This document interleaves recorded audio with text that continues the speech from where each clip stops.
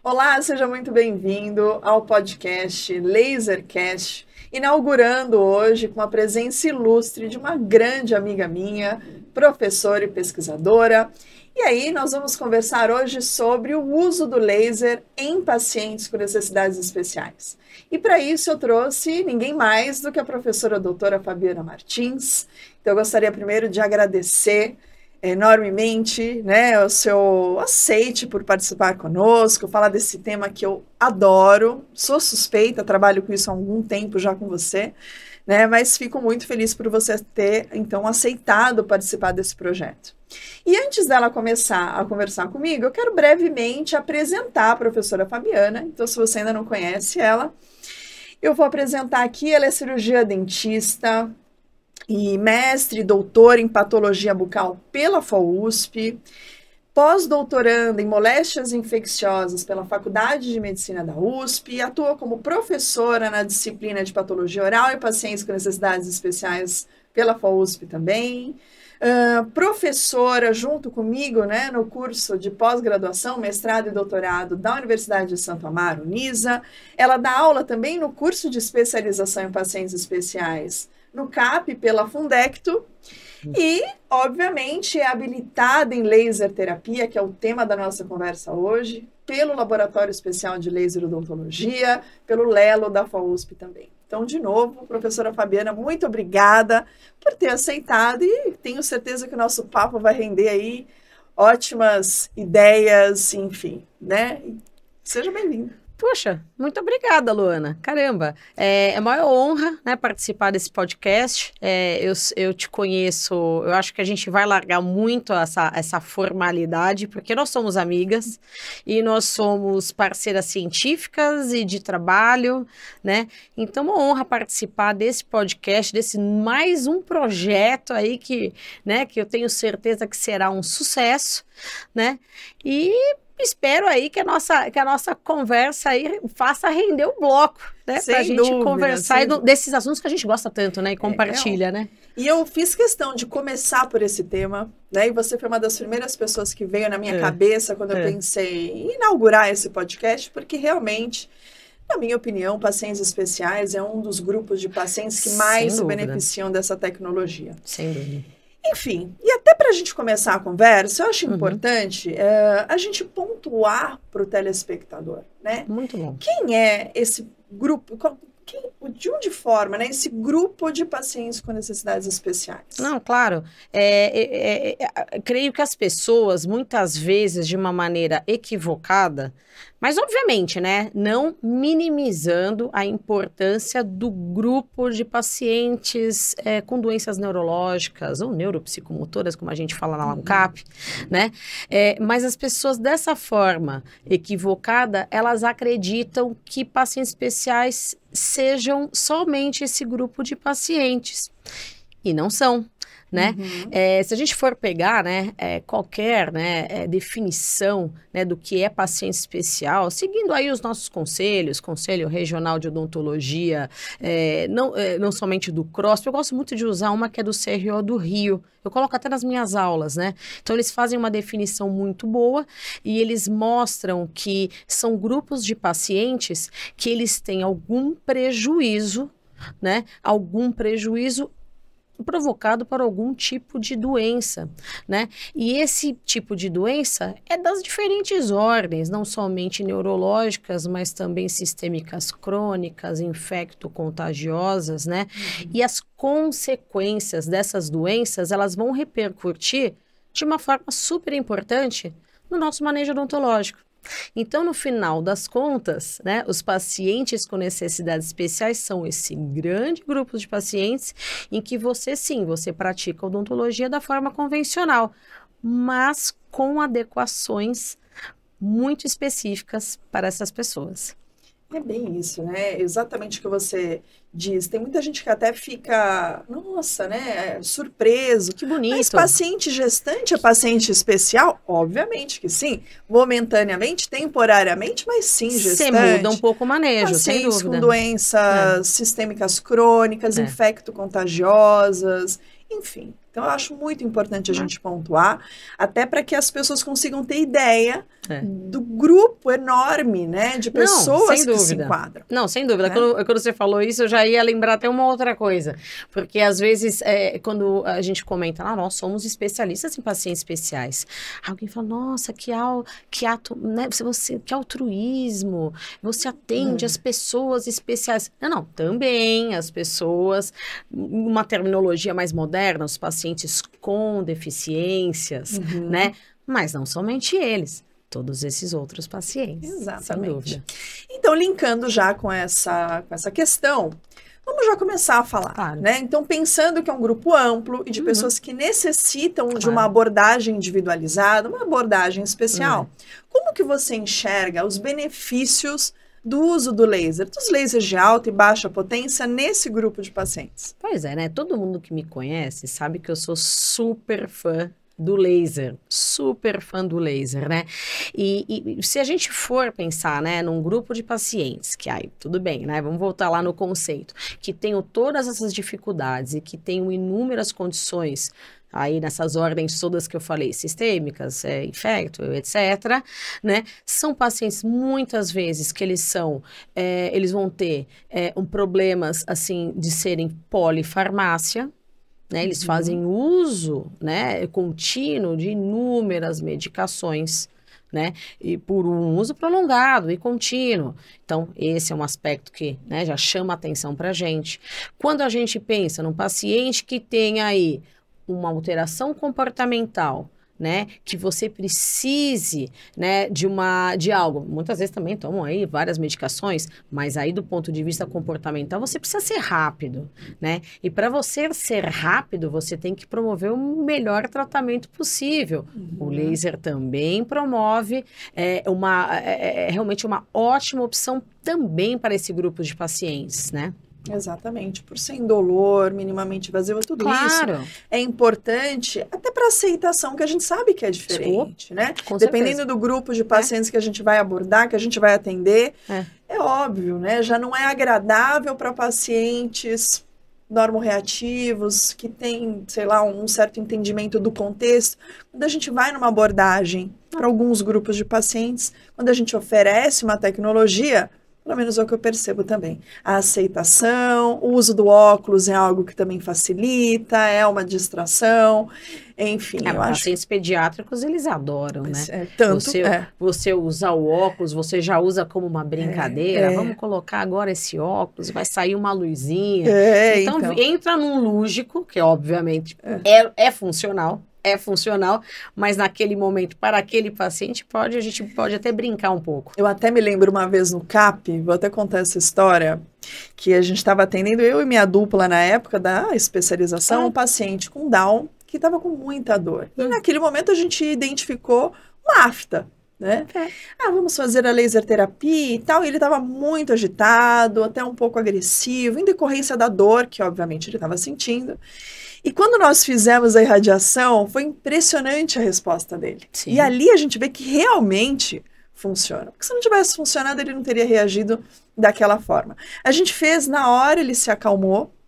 E aí quando eu tirei o laser, ele pegou minha mão e pediu para que eu fizesse mais um pouco. Para fazer de novo. E aquilo eu falei, gente, se alguém tinha dúvidas, né, de que realmente promoveu analgesia, esse paciente aqui deixou claro que ele gostou. Né? E eu vou até puxar um gancho, quando você fala de pacientes com síndrome de Down, que grupo de pacientes, né, que a gente pensa, né, tanto, o paciente com síndrome de Down se enquadra nessa classificação também, tanto como alguns pacientes vivendo com HIV/AIDS, pacientes transplantados, ou seja, pacientes que tenham algum tipo de prejuízo no sistema imunológico, né? Para esses pacientes, ou pacientes que têm tenham problemas não somente pequenos defeitos no sistema imunológico, mas também em reparo, como os pacientes com diabetes.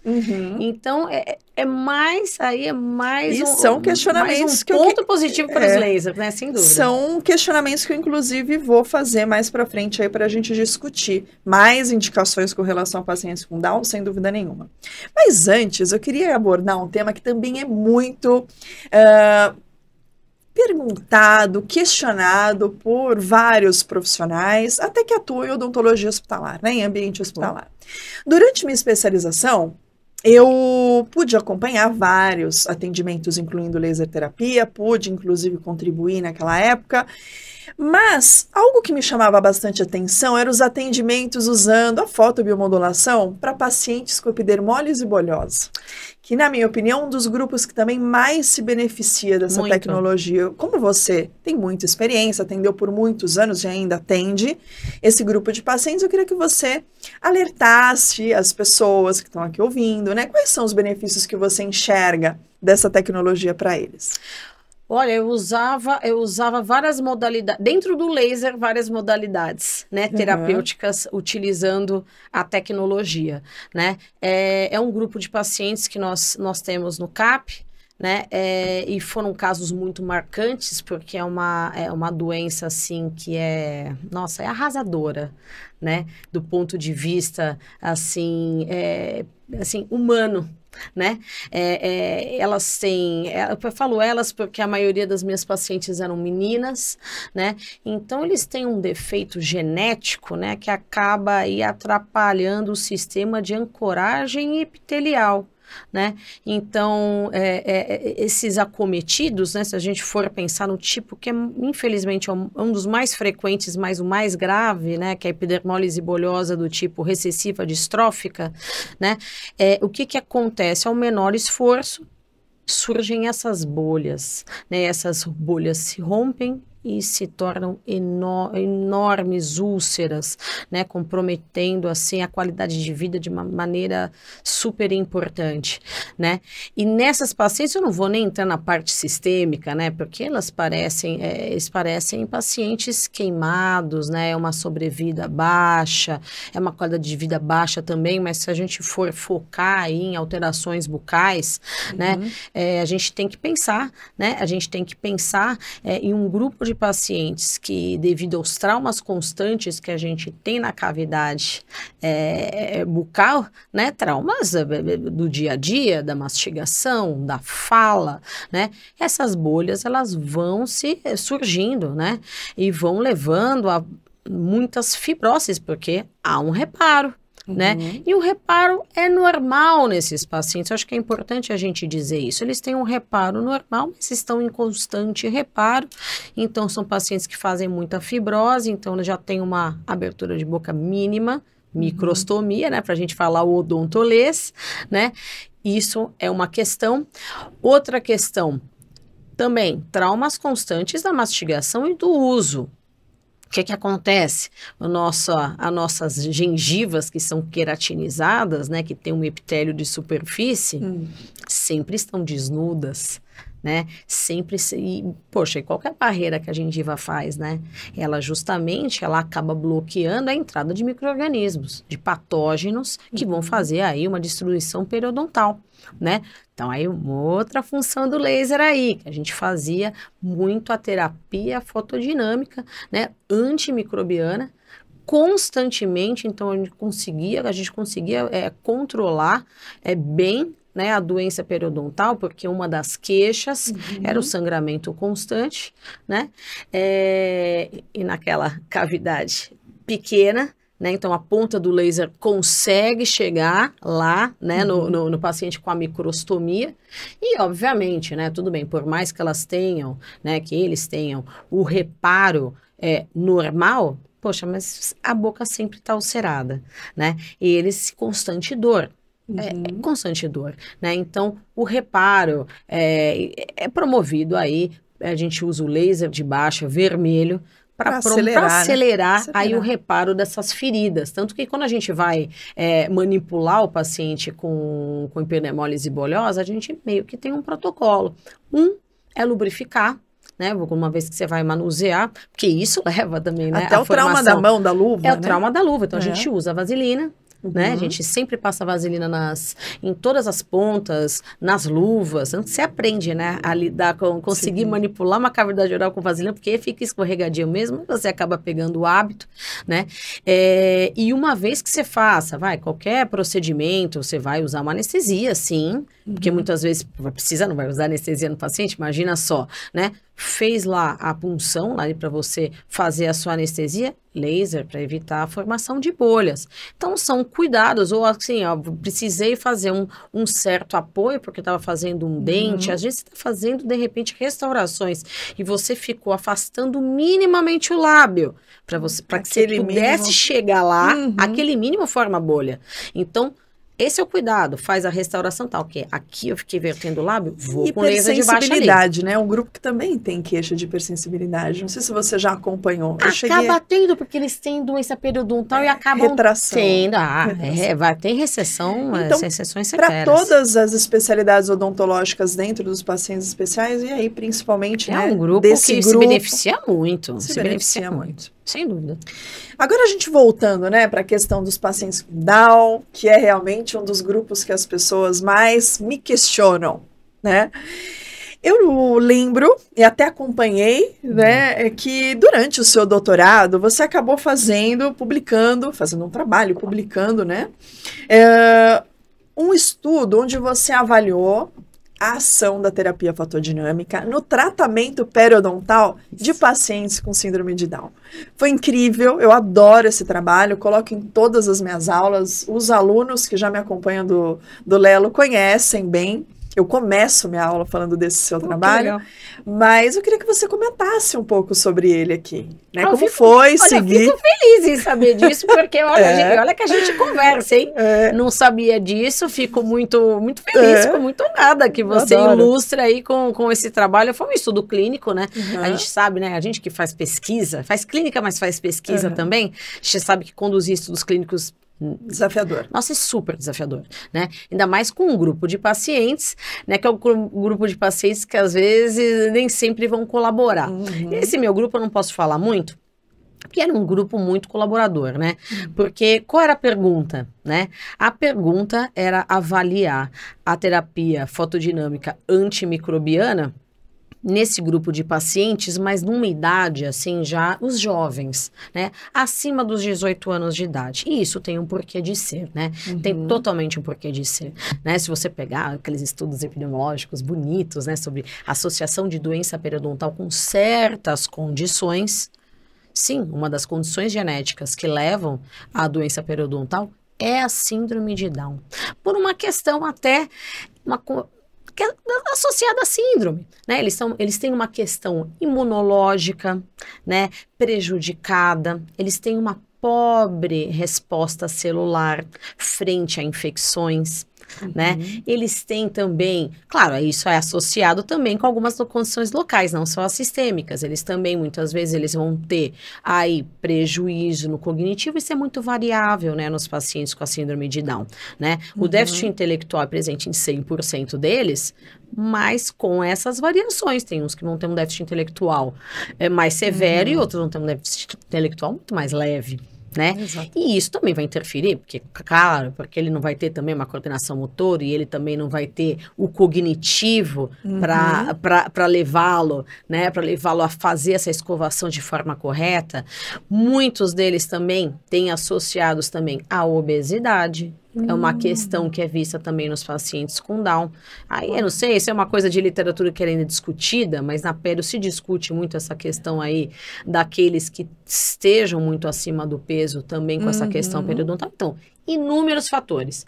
Tudo de bom para esses pacientes. Evitei uso desnecessário, pelo menos no estudo é isso que a gente observou, do uso sistêmico de antibióticos, que muitas vezes eles teriam até uma dificuldade para aderir a esse tratamento. Imagina ficar entrando com um antibiótico toda hora. Eles pontualmente iam lá à nossa clínica, nós fazíamos ali o APDT, eles aceitaram bem o tratamento, porque quando você vai usar um azul de metileno, é algo que não vai causar, não causa dor. Né? Tem gosto. Não tem gosto, exato. Que diferente da clorexidina, que é algo mais convencional, né?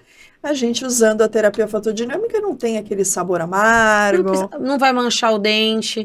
Então, assim, muitas vantagens. Muitas vantagens. No nosso estudo, claro que no final, assim, precisamos fazer um pouco mais de estudos. Vimos, estatisticamente deu, assim, uma diferença mais para o grupo que fez o APDT do que o grupo que não fez o APDT, tá? Isso é bom a gente ressaltar isso, por mais que não tenha dado estatisticamente significativo, mas de repente tem uma tendência, sim, para o APDT, e se fizéssemos, a gente pode até fazer, né? Vamos tocar em um outro, né? Ampliar aí essa amostra para a gente achar, e a gente chegou à conclusão que é um ótimo adjuvante, muito bem aceito pelos nossos pacientes. Eu acho até importante a gente ressaltar. É um ótimo adjuvante porque a gente não abandona a terapia convencional, que é a raspagem. Todos os pacientes que fizeram parte desse estudo, obviamente, que receberam o tratamento convencional, onde foi comparado terapia fotodinâmica, clorexidina. E, ao meu ver, ainda que as terapias tenham sido semelhantes nesse primeiro estudo, né? A gente pode continuar, enfim. Eu acredito nessas vantagens que você pontuou, né? Porque uma vez que a gente tem uma terapia que, diferente da clorexidina, é segura, não vai ter o manchamento, não altera o paladar, até a própria aceitação do paciente ao tratamento é algo que fica evidente, né, na melhora, enfim. Eu acho que vale sim pontuar que é uma terapia super bem vista e que provavelmente vai ganhar um campo grande aí de atuação e indicações para esse grupo de pacientes também. Sim. Né? Mas ainda falando de PDT em doença periodontal, um outro grupo que a gente sabe que é muito desafiador tratar o periodonto é dos pacientes com diabetes, né? Que para isso a gente sabe que as evidências científicas têm crescido numa velocidade um pouquinho maior, e eu queria saber da sua experiência, né? Você tem feito, você acredita nesse potencial da terapia fotodinâmica para pacientes com diabetes? Acredito, sim. Os pacientes com diabetes, os não compensados, né? A gente tem que colocar isso aí de uma maneira bem clara, né? São aqueles pacientes que já usam insulina, que têm aí uns valores de hemoglobina glicada mais altos e sustentados já há algum tempo, não é no recém-diagnosticado, mas também às vezes o recém-diagnosticado não sabe quanto tempo vive, né? Mas o que se fala na literatura? Que o paciente descompensado poxa, cerca de 10 anos, mais ou menos, eles vão começar a ter umas consequências muito graves, né, associadas ao diabetes. E esses pacientes, eles acabam recaindo lá na mesma classificação, mais ou menos, ali dentro do dos pacientes com a síndrome de Down. Eles também, a condição sistêmica diabetes é um fator independente para o desenvolvimento da doença periodontal, né? Então, eles têm essa tendência a ter essa condição, por causa também de uma resposta também imunológica também comprometida. Eles também têm uma questão vascular comprometida. Sim. Então, a célula de defesa chega lá e chega mal, né? Então, eles têm uma perda periodontal muito acentuada, assim como os pacientes de Down. A gente tem que traçar esse paralelo, que são dois grandes grupos que têm essa doença associada, essa comorbidade, né, associada à condição, à doença de base deles, né? E eu faço, e para esses pacientes, eu vou ser bem sincera, eu não faço muito boca inteira, eu faço em bolsas residuais. Você fez aquele tratamento, você viu que teve aquela pobre reparação, que é típica do paciente descompensado, hemoglobina glicada alta durante muito tempo. Poxa, ou de repente você fez uma exodontia. Poxa, vamos dar um up. Vamos dar um up aí nesse reparo, vamos dar um up aí, de repente, para não ficar entrando de forma desnecessária com antibióticos. Eles fazem uso de muitas medicações. O paciente com... Vou viajar agora, vou até mais distante. O paciente com diabetes a longo prazo pode ter um dano renal.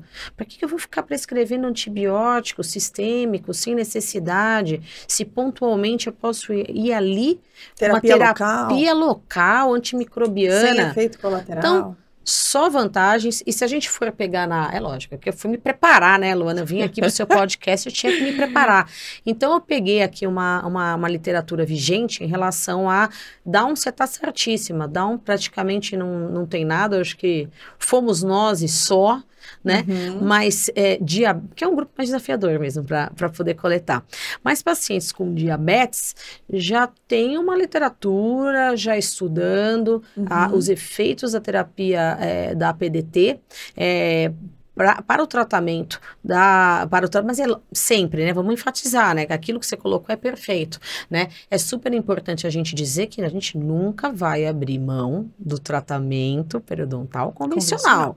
Raspagem, gengival, curetagem, alisamento, tudo isso, né? Nem sei se eu estou falando as terminologias mais atuais. Mas o pessoal entendeu. Mas eu acho que o pessoal vai entender, né? Então a gente nunca abre mão disso. Ele é mais uma força, ele é mais uma forcinha ele ali. Ele otimiza e melhora seu resultado com a terapia convencional. Exatamente isso que eu queria falar. Exatamente isso. O que você vê na literatura? A terapia, a PDT, já atuando numa microbiota, que é conhecidamente associada lá nos PG, né? Associado à doença periodontal.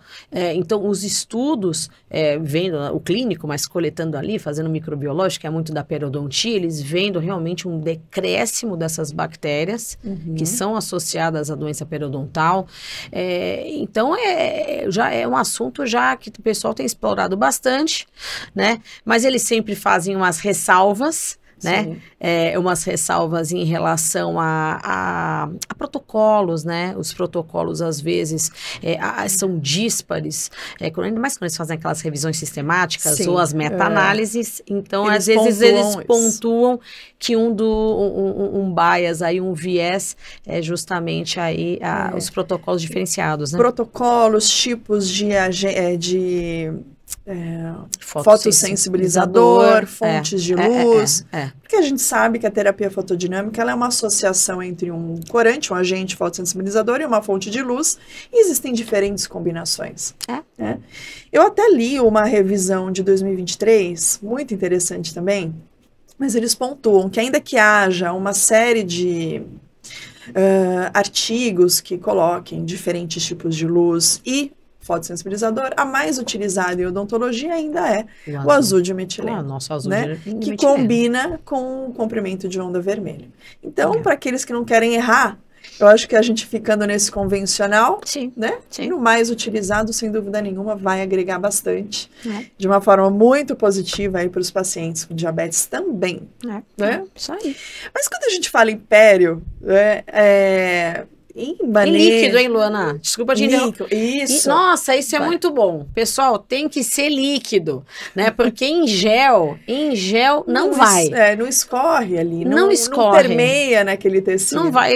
Sou da mesma opinião. É praticamente, quando eu vou ensinar os alunos, eu falo assim, pensa que você está fazendo uma irrigação.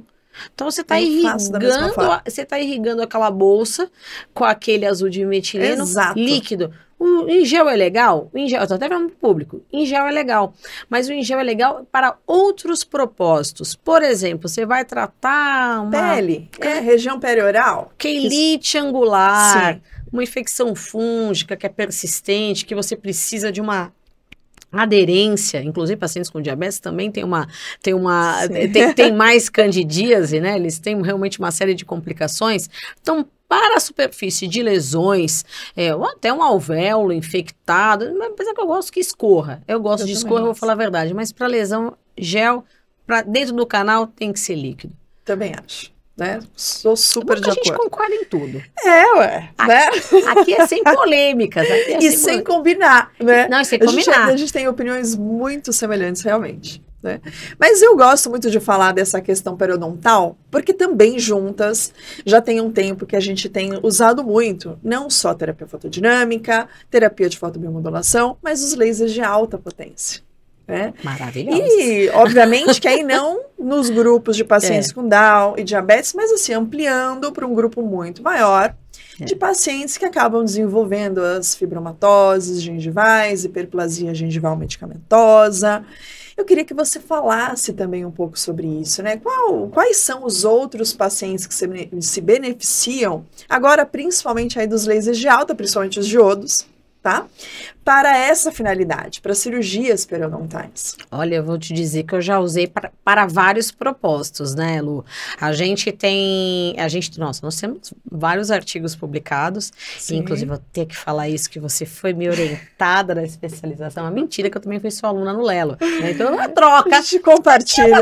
Aqui é uma troca, né? E a gente conduziu 2 casos que eu vou dizer que são vários casos marcantes, né? Que aí é o uso do laser de alta. Vou falar um primeiro, antes de entrar no laser de alta, que é o tratamento do paciente com Duchenne, com osteonecrose por bisfosfonatos, que a gente fez a PDT, tá? Mas eu não vou entrar muito nessa seara, porque eu tenho quase certeza que você vai chamar alguém para falar sobre osteonecrose por todas as medicações que são longe, né, que Mas são associadas à osteonecrose. Esse foi um caso emblemático, né, que nós atendemos esse paciente que fez a necrose, né, um paciente com distrofia muscular de Duchenne, uma doença também que também é outra que realmente me toca, por mais que a gente trabalhe com isso há 20 anos, é um grande desafio, e eles fazem uso de bisfosfonatos orais a longo prazo, até pela própria condição que eles têm, são pacientes que não ambulam, são pacientes que usam corticoides a longo prazo. O corticoide também é um bom precipitador quando ele é associado a um bisfosfonato, né, por mais que seja de via oral, então eles usam mais de uma década,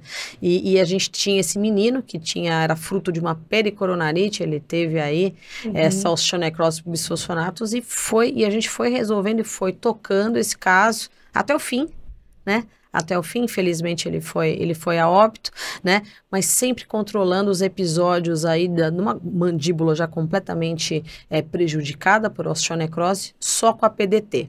Ok. Esse foi um caso que realmente chamou a atenção, só antes da gente seguir para o alto. Eu tinha que lembrar desse muito caso. Bom. E está publicado também para quem quiser acessar esse trabalho. Mas o engraçado desse contexto, né, desse tratamento que foi longo, né, é que ainda que ele tenha chegado na USP com muita dor, né, era um quadro que nada funcionava. Ele usava analgésicos diferentes, foi prescrito antibiótico. Que já usava de modo contínuo analgésicos. Nós conseguimos controlar esses episódios de dor, controlar a infecção, a osteonecrose também, e ainda que ele tenha vindo a óbito, até por consequências da doença, não foi pela condição oral, é importante dizer. Ele faleceu sem dor, né? Sem dor, então a gente conseguiu. A nossa missão ali, a nossa função e entrega me deixou... Entra um pouco até no ramo de paliativos, né? Exato. É um tratamento paliativo, pacientes paliativos, manter o paciente confortável e sem dor. Eu acho que é um dos nossas funções. Qualidade de vida, ainda que ele não tenha um prognóstico favorável aí, a gente já sabia desde o início. É uma consequência da doença. É isso bem. aí. E dentro do laser de alta, peraí, como assim? Vamos pro laser de alta. O laser de alta também, esse foi um dos casos, e os de alta a gente conduziu inúmeros casos, né? Pacientes que eles têm aí um aumento gengival, aí por dois fatores, né? Fármaco induzido e fibromatoses, que são típicas de síndromes, né? Não sei se o público conhece, acho que é interessante a gente falar do CAP, nesse momento. Eu poderia ter falado lá no começo, mas eu falo agora, né? O Centro de Atendimento a Pacientes Especiais é uma clínica que existe na Faculdade de Odontologia da USP desde 89, né? E que atende todos esses grupos de pacientes. Foi criada para atender os pacientes com HIV/AIDS, né? Que também é um grupo de pacientes que eu uso, tá? Vou deixar isso bem claro. Sim. Eu também já tive uma resposta muito boa para bolsas residuais em império em paciente vivendo com HIV/AIDS, né? E nessa nossa clínica, que a gente recebe todos, né, esses pacientes, e essa clínica, né, ela é um super centro de referência para síndromes raras, né? A gente tem síndromes que tem 15 casos no mundo, síndromes que tem 30 casos no mundo. Então, a gente recebe, né, esses pacientes com essas síndromes que, muitas vezes, uma das alterações orais observadas é justamente uma fibromatose gengival, né? E esse aumento, né, desordenado da gengiva, né, esse crescimento anormal. E para esses pacientes, poxa vida, tem uma super recorrência. E a gente tem que fazer inúmeras cirurgias. Inúmeras cirurgias. Então, um dos casos que nós temos também publicados é dessa moça, não vou citar o nome dela, né? Mas ela é toda das redes sociais. E essa moça tinha essa recorrência dessas fibromatoses que são associadas, é típico da síndrome dela, né? E ela tem um tipo de displasia ectodérmica na realidade, né? Então, ela pele, anexos, né? Então, ela acaba tendo essa desordem. E, poxa vida, eu atendi ela desde criancinha. E a gente fez inúmeras cirurgias, com bisturi a frio, com bisturi elétrico, né? E, nossa, quando você surgiu com aquele laser de alta lá no CAP, foi um acontecimento, né? Porque a gente tocou esse caso, tanto que tem até vídeo depoimento dela, você sempre põe em aula também, com consentimento. Faz tempo que eu não coloco, preciso voltar a colocar. Da paciente, né? Com certeza a gente tem que falar que tem que abrir esse parênteses que sempre com consentimento dos pacientes, né? Tem que proteger os nossos pacientes. E ela mesma, ela já era adulta, desde criança até adulta que eu atendo ela. E ela comentou, poxa vida, muito menos recorrência. Muito menos recorrência. Um outro grande grupão de aumentos gengivais são aqueles fármaco-induzidos, que são aqueles que, por causa ou transplantados, ou aqueles pacientes que de repente têm alguma doença genética associada à medula, por exemplo, uma síndrome mielodisplásica, né? Ou aquela síndrome nefrótica, né? Que nós até publicamos também, eles faziam uso contínuo de uma medicação que é super associada à hiperplasia gengival medicamentosa, que é a ciclosporina. Então, como eles faziam uso contínuo dessa medicação? De novo, aquela desordem, colágeno, né?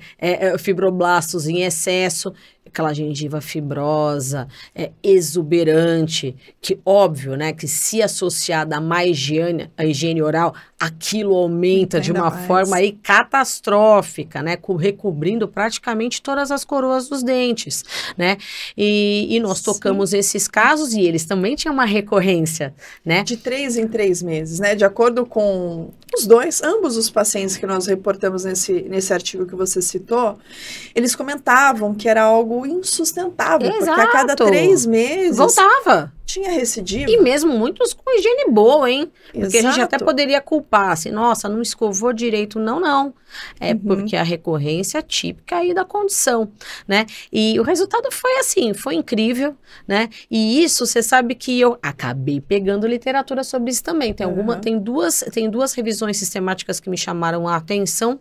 Um deles é até de um colega periodontista que eu conheci na época que eu fiquei em Boston durante o doutorado, que hoje em dia ele é saudita, trabalha na Arábia Saudita, né, lá na universidade de lá, de Riad, né, e ele conduziu uma revisão muito elegante, publicada na Triple O, né, a Trioro, que é uma das revistas boas da nossa área, né, e ele comenta, né, que isso que eles chegaram de novo, vai falar, porque o parâmetro, porque o laser, esse é um viés, ok, mas mesmo assim, eliminando esses fatores, é observado que os pacientes têm muito menos recorrência.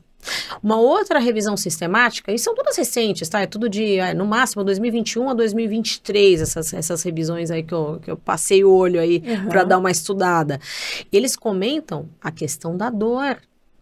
A dor minimizada, recorrência importante, dor muito menor, até, poxa, os nossos pacientes relatavam que não faziam nem uso de analgésicos. Eu tomei hoje, não tomei no dia seguinte.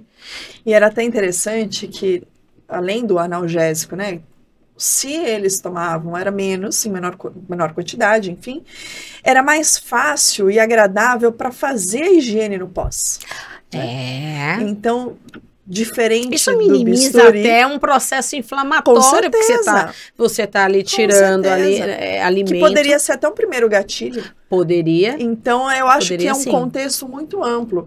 E quando a gente pensa, né, não só numa cirurgia que acaba sendo precisa, pela luz, rápida. A gente sabe hoje que ali onde a gente encosta o laser de alta, a gente tem aquele efeito térmico, que sim faz a remoção tecidual. Mas ao redor, ele recebe a terapia em baixa intensidade. Sim. Então, aquele tecido tem a fotobiomodulação que justificaria, por exemplo, a analgesia que eles têm no pós. Dá uma modulada nos tecidos adjacentes. Uma modulada. Então, a organização na deposição de fibras colágenas do pós, a gente não avaliou, mas possivelmente tem uma melhora. Né? É um assunto que ainda tem muito que abordar, obviamente. Tem. A gente tem muito ainda o que entender para justificar essas respostas tão satisfatórias que a gente tem, mas eu acredito que seja algo assim muito, muito interessante para esses diferentes grupos que você abordou, até pelo manejo, né? Pela intervenção ser mais pela rapidez, pela precisão, né? Porque se a gente, até que eu citei pacientes que até são mais colaboradores, mas os que não colaboram, poxa os vida, últimos que nós atendemos são né? bons, pacientes que em uso, que aí é outro tipo de medicação que leva o aumento gengival, que são os anticonvulsivantes. Sim. Né? Ou drogas antiepiléticas, hoje em dia eles também mudam um pouco as nomenclaturas, né? Esses pacientes, muitos deles, infelizmente, eles já têm um déficit intelectual um pouco mais grave, mais acentuado, então, e pacientes passíveis de, inclusive, entrar em convulsão. Então, a gente precisa ser rápido.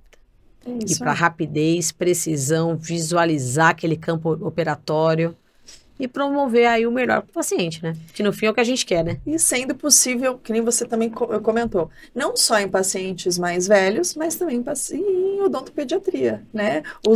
Alguns dos últimos que nós atendemos, de idade bem mais baixa, a partir aí de uns 3 anos, a gente já tem relatos aí. Sim. Já até foi também apresentado em congressos. Também. Dados muito interessantes. Esse aí não publicamos ainda, tá na fila, tá na fila. Tá na manga, tá na fila.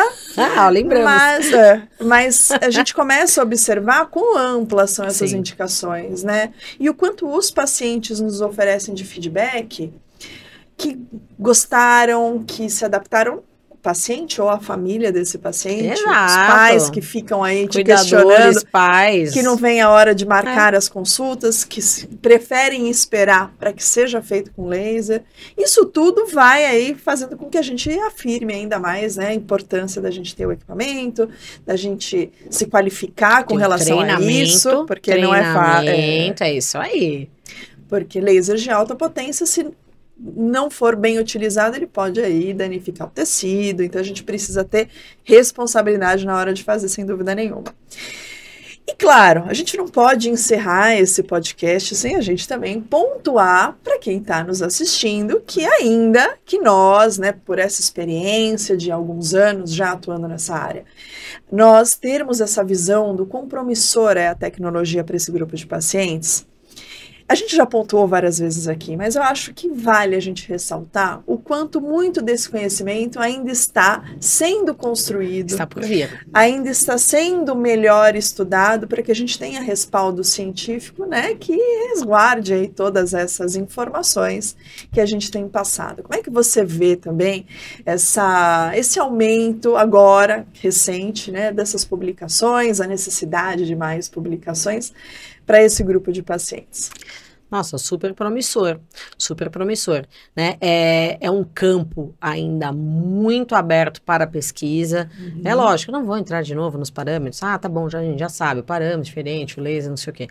Claro, mas a gente tem que pensar assim, tem que pensar com a cabeça de cientista, né? E com toda a formação que a gente teve para desenvolver os projetos de pesquisa, né? Os estudos clínicos, eles têm que ser bem elaborados. Eles têm que ser estudos sérios, estudos randomizados, estudos controlados, estudos prospectivos, né? Tentar investir aí num estudo de coorte e acompanhando esses pacientes ao longo do tempo, né?